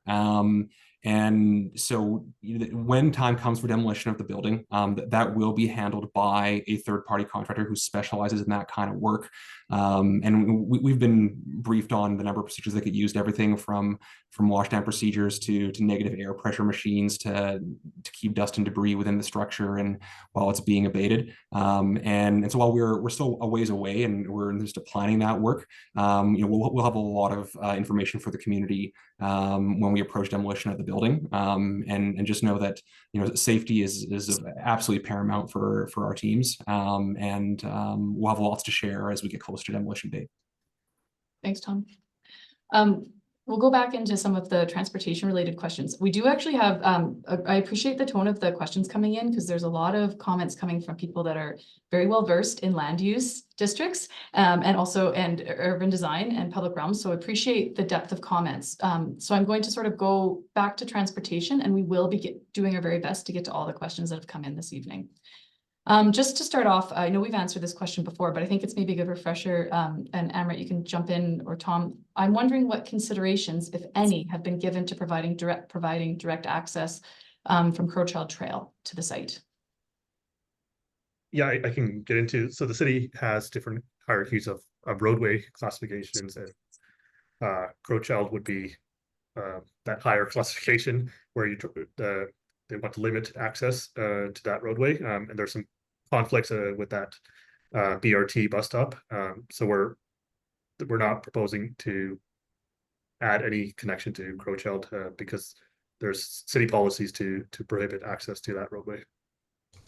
Yeah, just to further speak to that, Crowchild Trail is what we call a skeletal roadway. It's one of the key traffic moving vehicles in our network, or traffic moving roadways in our network for the high volume of vehicles. Introducing an at-grade intersection would result in vehicles slowing down or trying to enter onto Crowchild, which is already traveling at a high rate of speed here. It would frankly be either a dangerous situation or it would involve slowing down one of our highest volume roadways in the city to accommodate it. So we've got a strict policy about accesses onto Crowchild Trail must be through grade separated interchanges. Now I know historically we have a few remnant ones further to the north. We've done a significant corridor study that shows long range plans to remove all of those, and 54th Avenue to the south exists, but I think there's some long range plans looking at potentially trying to mitigate that one, if not outright close it, but we haven't done studies for that far south as of yet. Thanks for your answers. A question just to add clarity, I think, to a prior answer. So what traffic impact do you expect from the new development on the west side of Richmond Green Park? It's difficult now, so why is a traffic circle unworkable? So the west side of Richmond Green. Sure.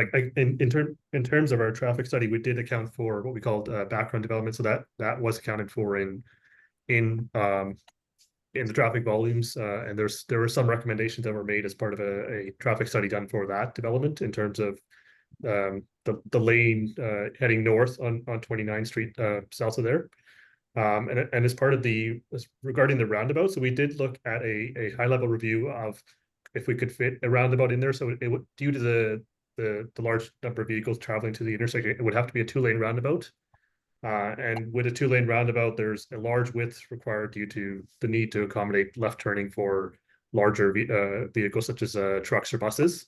And that roundabout diameter would require a large, would impact properties both on the northeast, that commercial, and then the southwest, the homes. There's a couple homes that are impacted by adding a traffic circle, so that's not being pursued. We did look at the land impact, and it's not feasible. Thanks for that. Question about, I think, some of the historical data on this question. So was the traffic review done when school was in? There's a significant school rush before around 8 a.m. and during the after school pickup. Yeah, I'll just our traffic counts were done during a school day, so we typically try to count where possible during a school day, which is a average traffic volume for a weekday. So yes, it was. Okay. So we had a few questions about traffic calming. Will there be any traffic calming measures on Richmond Road?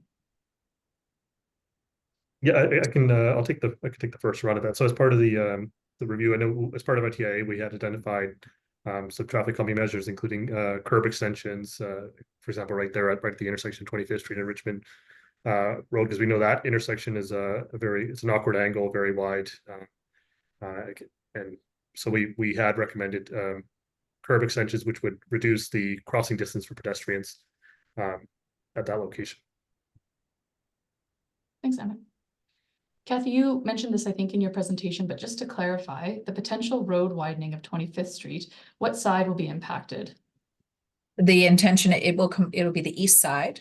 And Tom, if I'm correct, it's 1.3 meters bigger that we will be expanding on that east side.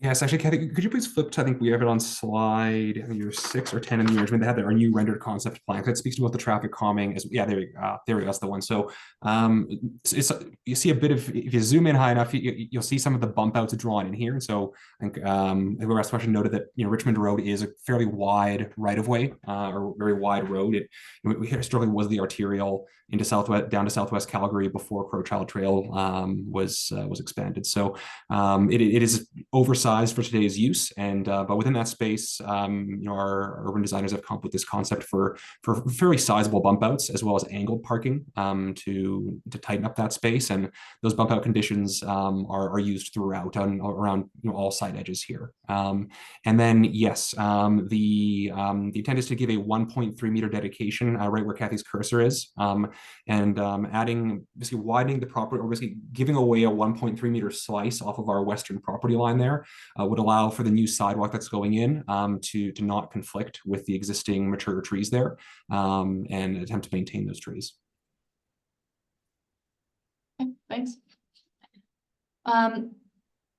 So just moving into some of the proposed uses along the northern part of the site, do you have any additional details about the proposed commercial use along the northern boundary? Would it be 1 or 2 stories on the ground and second floors? How would it be accessed? I'll let Nora answer that if you don't mind, Nora, as you've been looking at the plan elements. We heard from a lot of people that commercial is really important, and they wanted it kind of on the north end of the site. So it's our intent to have some kind of commercial here.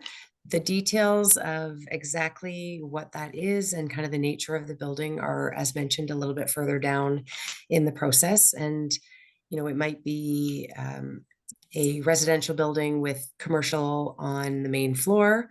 That will be kind of a market-driven decision, and we do commercial studies, we do kind of retail studies, and we take feedback from the community. So we heard a lot of different things from a lot of people about this desire for commercial. Obviously, a lot of those were competing, but we heard that a lot of people are looking for neighborhood retail being a coffee shop or some kind of convenience. And so that was something that we heard loud and clear. So our goal is to be able to provision for some kind of future neighborhood commercial, and more details on exactly the built form of what that is and the nature of it would come a little bit further in the process. Thanks, Nora. Kathy, if you don't mind going to slide 20, which is down from where you're at currently, to the land use evolution slide with the massing. Yeah. So we've had this question before through engagement about how we're representing the surrounding community from the site. So the transition diagrams continue to show that the homes along 25th Street are 4-story buildings, but that they're all bungalows. How come these diagrams have not been revised, or why do we continue to use them? No, and I appreciate that question. This transition area is what's shown in the Westbrook local area plan. And so we haven't changed it. We've matched with that local area plan. And it's a future focused planning document. And I certainly will, if the city would like to add anything to this, to this question, they can.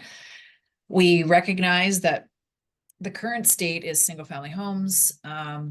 It has the potential in the future. And so we've kept those adjacencies. And as you know, in the south, it's 3 stories. My apologies. And so that's still reflected in our revised application as well. To the north, that is identified in the local area plan as up to 6 stories. And we are seeing that realized in a few of the new forms that have been approved north of us. Thanks, Kathy. And going back to a bit of a planner technical question, could an MU, coming in from the person who asked the original question, could an MU not be applied just to the portion of Site 4? That way there's not a major, I'm sorry, just jumped. That way there's not a major commercial draw. There is MU right across from the site on Richmond Road. No, it's a great comment, and it might be something that we've had a few comments around the district types or the districts that we're using.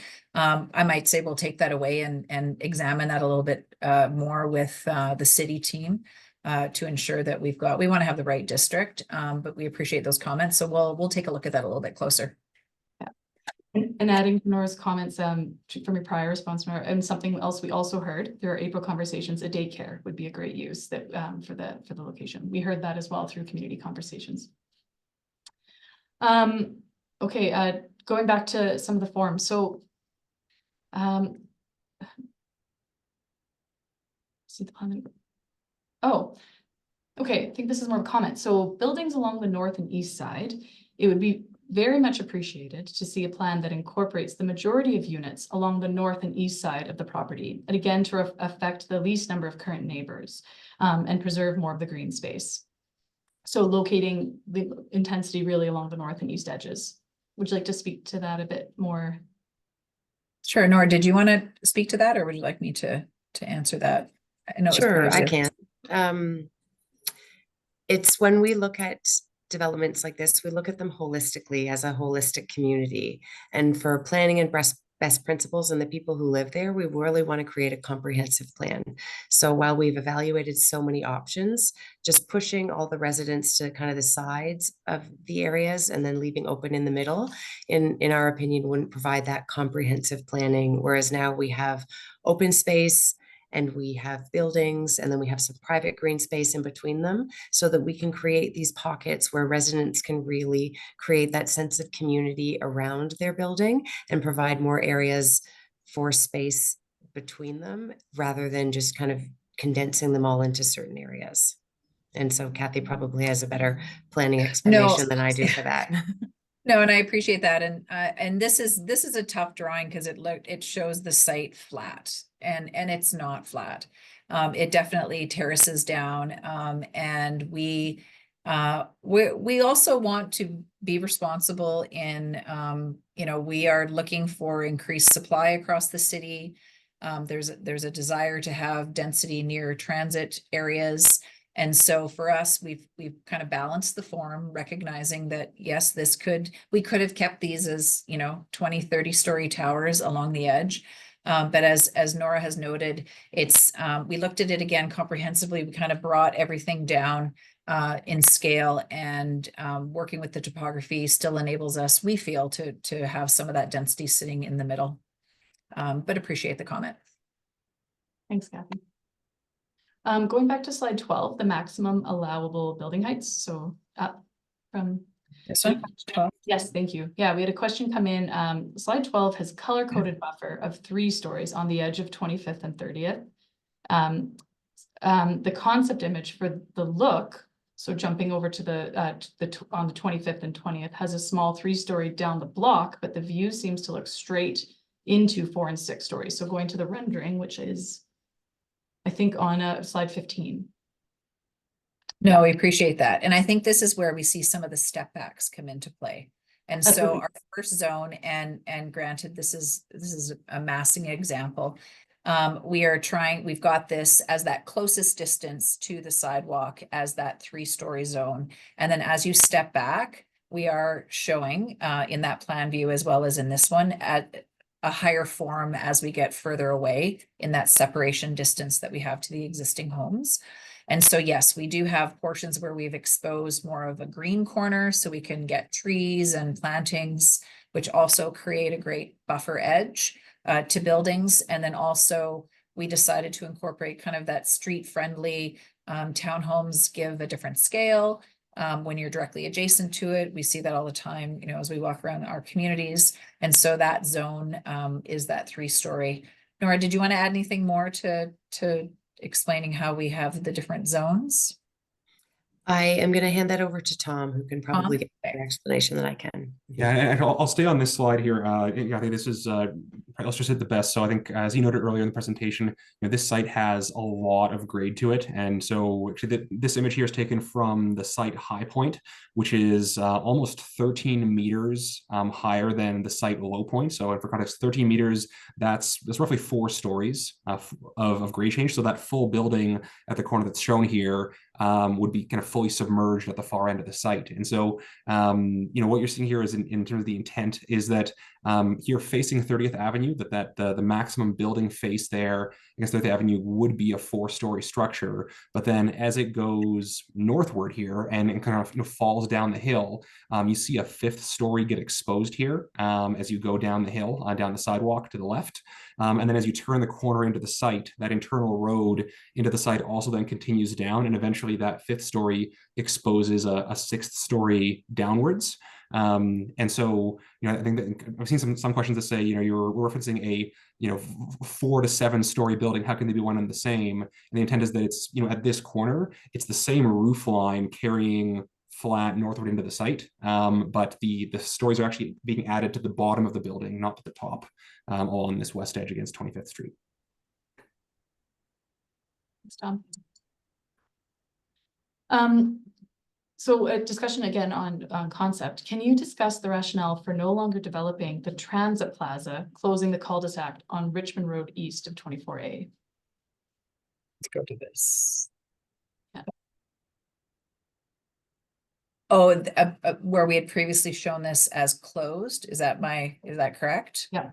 Yeah. Tom, you were part of those discussions. Do you want to answer that one?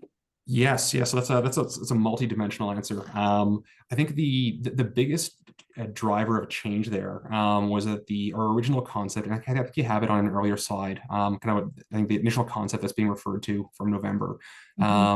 You know, we had a drawing that had proposed, you know, closing Richmond Road at the intersection of 24A Street, and then having a transit plaza towards Crowchild.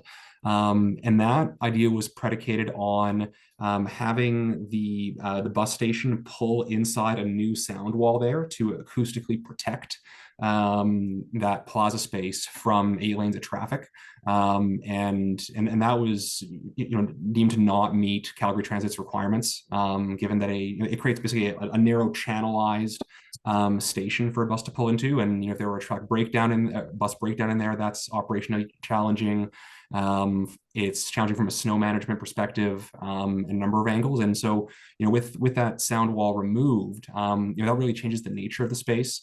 And then through conversations since November, we've heard a lot of community comments around parking supply. And so, of course, you know, closing that portion of Richmond Road, you know, would have taken parking supply away. Whereas, you know, under this proposal here, even with the addition of a lot of generous bump outs and narrowings of Richmond Road, we'd actually be increasing the street supply of parking along Richmond Road from 25th Street towards Crowchild. And so there's those are kind of the two main drivers that led to a change of the concept. Yeah, this is what we're proposing now, is to keep, we'd still modify that section of Richmond Road and introduce a multi-use pathway along Richmond Road on the north side, actually, but that it would remain open to vehicles all the way to the cul-de-sac. Thanks, Tom. I just want to acknowledge, I know we've got some additional feedback after I walked us through the local area plan transition building forms. I appreciate that that this wasn't the desire of the community to have it identified the way that it is. Certainly we're not trying to be antagonistic with it. It's what the local area plan shows. And we've been, I think this was and hearing the feedback we received was one of the reasons why we looked at the 3-story interface and really trying to either provide some green space with the 3-story interface. So, and the extra setback. So I appreciate that comment.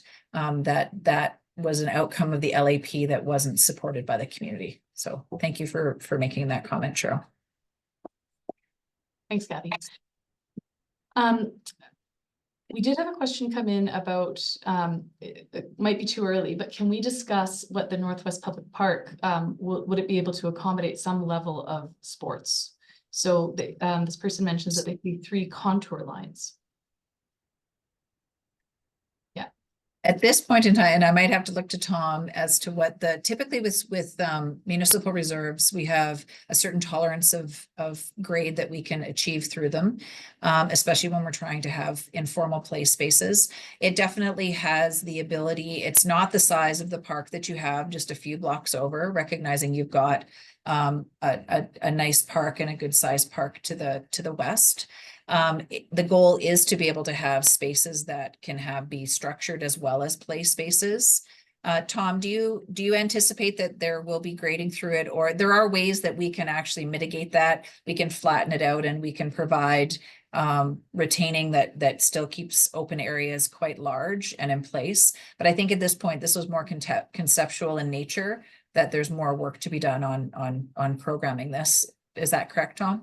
Yes, absolutely. And so there's park programming is an ongoing conversation, and I think what's shown there is hash lines does represent grading. I think much gentler than what you see in some of the existing site conditions, which means it can be used differently. And I think in terms of setting exact datums of where does the private site end in terms of height and where does the park start, these are all details that evolve over time.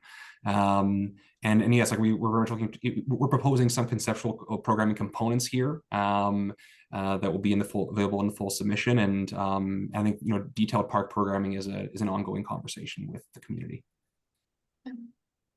Thanks, Tom. So we've actually had this question a couple times, and we've had a variety of different comments come in on the change in unit count. So we did have a few comments today about appreciating the change and understanding the change, people that still feel that it's too high, but we have had a couple that said, again, can you go over the 1250 unit? Why was the change?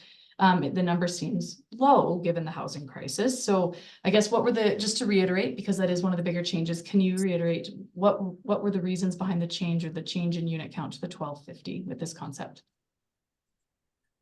Sure. Nora, did you want to answer that one? Sure. This is one of those really tricky ones. And our first step was always start with the technical studies and some market research and see what kind of capacity and density could be supported technically on the site. And so when we looked at it in our first application of 2,500 units, all of our technical studies proved out that technically speaking, we could do that. And then balancing the next step is, what have we heard from our different stakeholders, whether that's our consultants, our partners, the community members, the city, and managing those comments. And then from a business perspective, looking at, we want to deliver a great community that provides housing in a housing crisis. Those are really good comments, and something that we're seeking to be a part of the solution, and balancing what a great neighborhood and community would look like in this area, and we take in, you know, open space, we take in parking, we take in building, and a lot of those details we're going to get to further down the line. But we feel with this application, we're doing and putting our best foot forward on balancing all those stakeholders and all those opinions and all of those relationships while providing housing that doesn't currently exist in the neighborhood, and while providing a great community that future residents will really want to live in. Thanks, Nora. We just dropped a link to our comment form. It's a virtual comment form in the chat. So I know we're coming close to the top of our 2-hour mark. We do have a few more questions, so we will answer them. We'll be heading back into the transportation discussion. But in case you have to leave or in case you need to get going, we have shared this comment form link on our to everyone on the call. This link is also on the project website, so it's accessible if you know anyone who's going to tune in or watch this later or review the materials later. The comment form is available. We also can always be reached at engage@minto.com. So we continue to receive your comments and your feedback via email. We do read and record them, and we will be summarizing all the comments we receive just to really document what we were hearing about this revised concept. So we do have a couple more questions. I understand people have started to drop off, which we understand. Again, we're still recording the session, so you can tune in later. This is another question, probably a similar response, I imagine, Nora or Tom, coming to you. Will the homes be market rate, or will a percentage be made for affordable housing, condos, rentals? What's going to be the makeup of the homes? Really good question. Thank you for that. And yes, it's similar to previous responses around these themes. Is our intention is to provide a variety of housing. In our business at Minto, we do both for sale and for rent, and we will likely have a mix of that on this site to make sure that we're providing housing options for a variety of our residents, but we don't know what that would look like.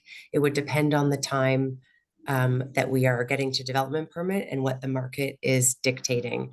And if, you know, there's more of a need for sale, if there's more of a need for rental, we have the flexibility in our business plans to be able to meet both of those needs. The affordability component, this is a very topical one. That's something important to all of us, and don't have detailed information because affordability is one of those interesting words that means something that is different to me, to Kathy, to our other partners. And so we're looking for more feedback. And as Martha said, you know, looking to our stakeholders of, you know, what is the best practice to have here, and we would evaluate from a market perspective. Right now, we have no kind of city policies or provincial policies that would kind of mandate something that's affordable on this site currently. Thanks, Nora. We'll round out with, I think we have one final question on transportation related matters. If there are any other questions, you can drop them in now or raise your hand if you'd like to speak and to ask your question of the project team. Are there any plans for traffic calming on streets adjacent to 25th Street to the north of 26th Ave? Asking because I'm thinking residents will be using adjacent streets as a method to get to 17th Ave, especially if they're looking to get onto Crowchild Trail. Yeah, I can sure, you're gonna take it, Michael. Go ahead. Well, I can speak. As far as I'm aware, no plans for any of the streets north of 26th Avenue, but the city does have a comprehensive streetscape redesign plan for 26th Avenue currently that goes from 37th Street to 14th Street. I believe construction for phase 1 is slated to begin perhaps later this year, if not this year, 2025. And but with that, if the destination is 17th Avenue, for instance, that will provide a much more upgraded and improved experience than what currently exists there today. The only thing I was going to add is the Westbrook Communities Local Area Plan does have policies regarding traffic calming and does mention traffic calming on certain roadways, including, for example, 25th Street, north of 26th. Thank you. Thanks for those answers. So right now we have no more new questions in. We have gotten a lot of really great questions and really good dialogue. Actually, and a lot of really informed people in the community about the local traffic situation, local planning matters. So thank you for your great questions. This session has been recorded. It will get posted onto the project site. So again, you can continue to get a hold of the project team through email. You can also submit your comments through the comment form that we've provided. There's a QR code here, or you can access the link that we've dropped in the chat. And we're going to continue to communicate to you via email when we have project updates. So the next update you'll probably be hearing from us will be a thanks for attending, as well as a update on when our submission timing, when the application has been submitted. So you will be hearing from us throughout the project. If you have any questions at all, we are going to continue to respond to those questions, so you can submit by email. But really, there's a fair bit of, I'm going to pass it over to Mladen for a minute just to describe the next steps with the city. After the application received, Mladen, what happens from there? Yeah, once it's received, like I said, we circulate to all the internal stakeholders, the technical review divisions. We'll review for planning analysis, applying policies, but we'll also open up the commenting portal. So you can once again provide comments formally through the DMAB webpage. But like I said, you can always provide me comments to me directly via email or just give me a call. And then once our review is done, likely in about 2.5 months, we'll provide another set of comments, detailed review comments back to the applicant, at which point they'll then go back to the drawing board and respond to those comments. Thanks, Mladen. Kathy, anything to add? No, I know there's lots of content that was shared this evening, and there might be questions that you think of, after tonight, or be more curious about. So I do encourage you to send those into us, and we can certainly try to answer any additional questions. We know it's been, a long process. Certainly it's, and we know there's lots of feelings for redevelopment of this nature on the site. And we know that you love your community, and you always have loved your community. And Minto wants to be part of your community, and certainly have made some changes and adjusted from what they've heard. And certainly we have a little bit of a process still ahead of us. And your comments will still feed and funnel into this process, as Mladen has identified. Our goal is to get a little bit closer. There might still be some, technical questions we need to answer, and certainly we'll layer in the feedback that we've heard here from you all. Thanks. Yes. Yeah. Nora, Tom, anything you'd like to add before we say goodbye? I think just echoing Kathy, a very big thank you to all of our partners and our stakeholders, and everyone has spent the last 2 hours with us, but before that, many, many hours have gone in, and we appreciate everyone's feedback, whether it was attending a community conversation session with us, whether it was attending our open house, whether it was completing the survey, or the many emails that you've sent in.